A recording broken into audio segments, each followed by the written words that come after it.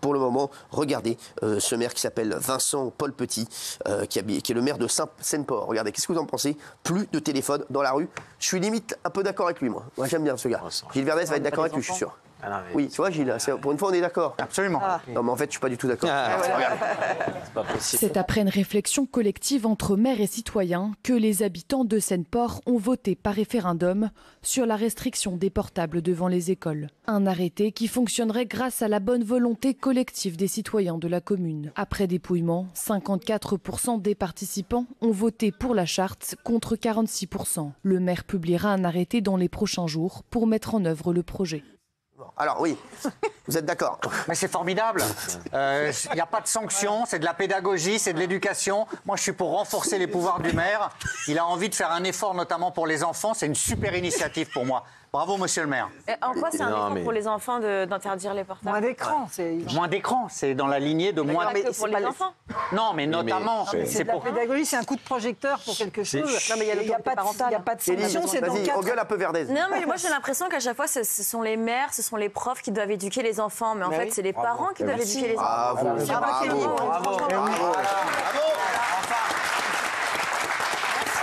Tiens, pense ça dans tes dents. Non, mais... T'as des parents, c'est à eux de te dire, là, à tel moment, t'as le droit à ton portable. Et il y a des parents qui décident qu'il y ait 1 heure, 2 heures par jour, 30 minutes par jour. Chacun décide ce qu'il veut. Après, moi, je suis totalement d'accord avec ce que tu dis. Oui, il faut un encadrement au niveau du portable et les enfants. Mais que ce soit le maire qui soit obligé de le faire, ou que ce soit un prof, ou que ce soit... Enfin, je trouve on part dans du délire, en fait. Il y a des parents pour ça, on leur laisse leur rôle et puis tout se passera bien. Il y a deux choses. Moi, je pense qu'ils veulent aller à l'encontre de quelque chose qui est incontournable. Aujourd'hui, personne ne peut vivre sans téléphone en France. Ton téléphone, c'est ton téléphone, ton porte-monnaie, ta pièce d'identité, ton moyen de paiement. Donc, non mais voilà. Donc aujourd'hui, quand on est sans téléphone, on est complètement à poil et ils partent d'un bon sentiment, certes, mais ça risque de créer des dangers parce que quand on n'a plus accès à son téléphone et qu'on ne peut plus utiliser son téléphone. Salut. Vincent Paul Petit, le maire LR de Seine-Port. 2 minutes, il y a le maire qui vient d'arriver. En cas de danger, t'as le droit de le sortir, ton portable. Merci d'être là, Vincent Paul Petit. Oui, mais ça, si t'as pas Ils sont d'accord avec vous. Merci de m'accueillir. Bah non, avec plaisir. Quelle était la question? La question, alors, est-ce que vous aimez les gens qui vont à des soirées du caviar et qui se disent LFI? Non, la vraie question, c'est, vous allez prendre un arrêté pour interdire le téléphone dans la rue. Est-ce que vous pouvez nous expliquer? Gilles Verdez est d'accord avec vous, c'est la petite mauvaise nouvelle. Je ne vous cache pas. Voilà. Merci à ceux qui sont d'accord, mais ce n'est pas la question que j'ai posée. Alors, c'est quoi? La question que j'ai posée, qui a été soumise à référendum dans ma commune ce samedi, qui a été adoptée favorablement, c'est est-ce que vous êtes contre les smartphones dans la fonction smartphone, c'est-à-dire navigation sur l'Internet? Mais pas le téléphone. D'accord, bravo. On a le droit de téléphoner dans la rue. Il y a des urgences, il y a des tas de raisons pour lesquelles on a le droit de téléphoner dans la rue. Merci d'être venu, super. La question... Non, mais c'est ça, c'est les Non, mais c'est vachement bien, non, il a raison. Là, je suis d'accord avec lui à fond. Mais même le smartphone, c'est vital aujourd'hui. Moi, l'année dernière, je suis pas d'accord. alors moi, je vous le dis, Il a j'ai raison, fait l'expérience, moi, l'année dernière, je m'étais coupé complètement, j'avais pris un petit téléphone d'il y a 20 ans. Je n'ai pas tenu un mois, on ne peut plus vivre sans smartphone. Non, mais parce que vous toi, c'est recevez plus normal. de photos. C'est pour Tinder, ça. Non, pas que. C'est pas de notre faute si tu reçois des photos. Non, mais aujourd'hui, on vous demande de scanner des documents. Quand vous prenez les transports, parfois, on vous demande de scanner un billet. Non, mais c'est vrai, c'est plein de choses comme ça. On vous envoie des photos, on vous envoie, par exemple, des fiches contacts, le numéro de quelqu'un, vous ne les recevez pas. C'est pas ce qu'il dit, mais vivre sans je crois smartphone. que t'as pas compris. En fait, tu sais quoi, là, excuse-moi, je t'aime beaucoup, Chamallow. À côté de la plaque. Mais là, Chamallow, je t'aime beaucoup, mais là, t'es hors sujet. Oui, mais est-ce que c'est le rôle d'un maire? Parce que je vais expliquer ce que dit monsieur le maire. Si t'as besoin d'un QR code, si t'as besoin de scanner un billet, bien sûr que tu vas avoir ton smartphone. Ce qu'il dit, c'est pas être dans la rue en train de surfer sur Internet ou être sur les réseaux ou un truc comme ça. C'est ça que vous dites? Alors, vous savez, vous êtes un adulte, je pense. Non. Malgré la couleur de votre... J'ai 12 ans. Malgré la couleur de votre polo. Bien sûr. C'est gratos, d'ailleurs. Il aime pas ta gueule, il a En raison. tout cas, on en fait pour les adultes. Et le problème, c'est les enfants. Moi, je vais prendre qu'un chiffre. Les enfants de 10 à 14 ans passent en moyenne 8 heures par jour derrière un écran. Voilà. En moyenne. C'est considérable. Il y a 10 ans, c'était 0. Non, il y avait la télévision à la maison. Excusez-moi. Mais là, on est passé dans une autre dimension. Que font ces enfants pendant 10 heures ou 8 heures? Ou que font Certains sont à 12 heures. Oui, mais pardonnez-moi, mais Pourquoi vous substituez aux parents? Pourquoi vous infantiliser les parents? vous êtes le maire M-A-I-R-E, mais vous n'êtes pas le père P-E-R-E. Oh là là! Je comprends. C'est tout pour moi.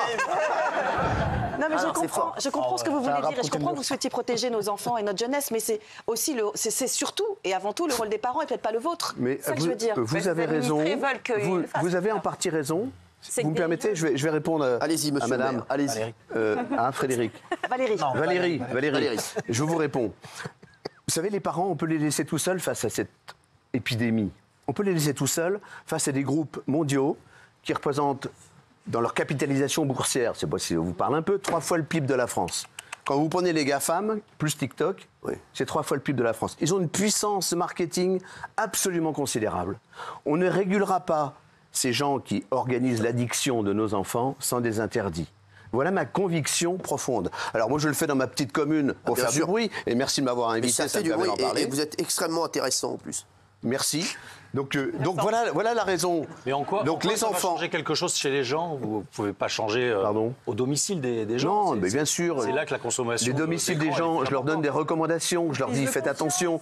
Par exemple, un enfant qui regarde la télévision, même la télévision, le matin avant d'aller à l'école, ne pourra pas être attentif à ce qui se passe. Les instituteurs que nous avons interrogés nous disent aujourd'hui, notre métier est devenu non pas d'enseigner, mais de capter l'attention des enfants.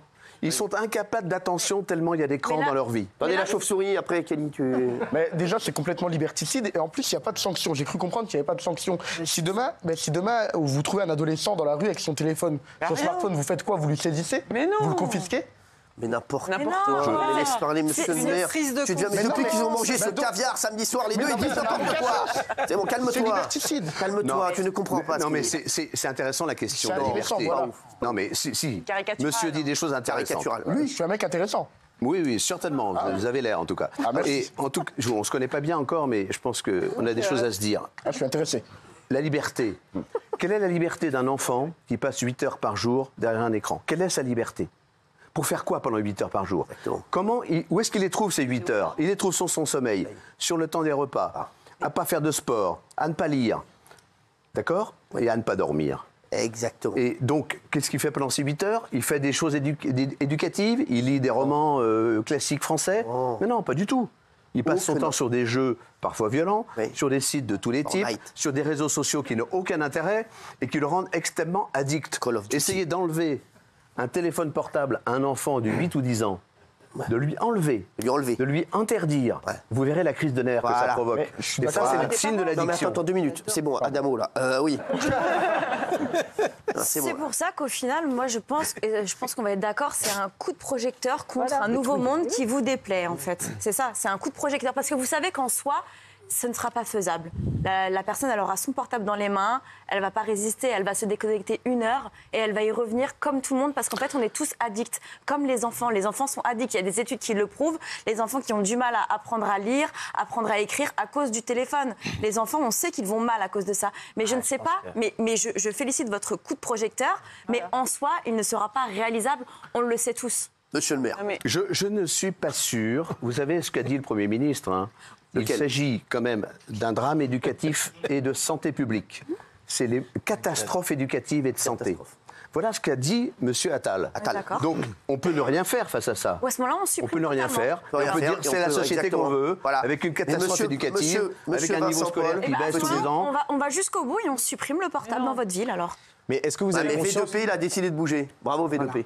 Est-ce que vous avez conscience quand même que les smartphones ont certains avantages pour les enfants qui permettent de communiquer plus rapidement, que ça les développe aussi pour le numérique, à travailler? Mais bien sûr aussi, ça les apprend. Pas que ça, mais par exemple WhatsApp, etc. Ça facilite pas du tout. Ça peut faciliter la communication. Et quand on vous écoute, on a l'impression effectivement que vous voulez tout supprimer et revenir à l'ancien temps où les enfants jouaient avec des billes, avec des osselets. Mais ça, on ne le fera plus jamais. On ne le fera plus jamais.